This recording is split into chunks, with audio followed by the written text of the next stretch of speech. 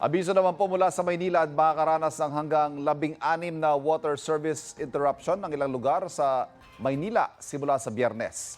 Batay sa ulat ng Super Radio DZBB, kabilang sa mga apektadong lugar ay ang mga barangay 363 hanggang 371 at barangay 373 hanggang 382.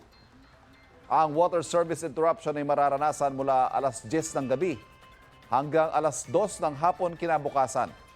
Bunsod daw ito ng gagawing network maintenance sa kahabaan ng Blumentritt sa may kanto ng Rizal Avenue. Tiniyak naman ng Maynilad na may mga water tanker na mag-iikot sa lugar para mag-supply ng tubig sa mga apektadong residente.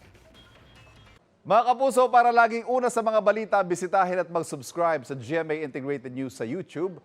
Sa mga kapuso abroad, samahan niyo kami sa GMA Pinoy TV at sa www.gmanews.tv.